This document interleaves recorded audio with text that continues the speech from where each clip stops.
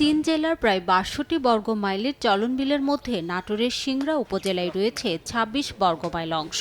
বর্ষাকালের মধ্য শ্রাবণেও নেই পর্যাপ্ত পানি। প্রতি বছর এ অংশে প্রায় ১৫টি সড়ক পানিতে তলিয়ে গেলেও এবার চিত্রটা ভিন্ন। এদিকে পানির প্রবাহ না থাকায় বিলের বেশিরভাগ এলাকায় কচুরিপানায় ভরে রয়েছে। এ কারণে নৌকা চলাচল করতে পারছে না। এছাড়া বিলে ও নদীতে মাছ পাচ্ছেন না মৎস্যজীবীরা।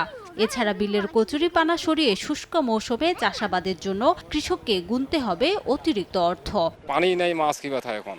পানি নাই, মাছও নাই, নৌকা চালানো খুব অসুবিধা, খুব সমস্যা। শ্রাবণ মাস পানি নাই, আমরা তাহলে কি করব?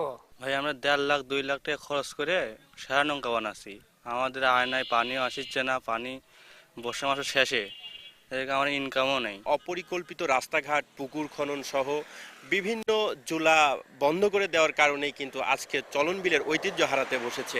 বিলটিতে পর্যাপ্ত পানি না থাকায় মাছের উৎপাদন কমে যাওয়ার আশঙ্কায় মৎস্য বিভাগ আর উপজেলা প্রশাসন বলছে একই কারণে চলন বিল থেকে মুখ ফিরিয়ে নিয়েছেন পর্যটকরা। আবহাওয়াগত বিপর্যয় এটা যদি ঘটতে থাকে তাহলে হয়তো উৎপাদন ব্যাহত হতে পারে। চলন বিলের এই পানি আসলে এখানে জীবিকার একটা উৎস। যারা আমাদের জেলে সমাজ রয়েছেন তারা মৎস্য আহরণ করেন এখানে। আশানুরূপ যেটা থাকে প্রতি বছর সেরকম এখনো পর্যন্ত দেখা যায়নি, তবে হয়তো আগামীতে আশা রাখছি আমরা একটা পানি আসবে। চলন বিলের উপর সিংড়া উপজেলার ৫,০০০ মৎস্যজীবী নির্ভরশীল। প্রতি বছর বিলটি থেকে মাছ আহরণ ও পর্যটন থেকে প্রায় ১০০ কোটি টাকা আয় হয়।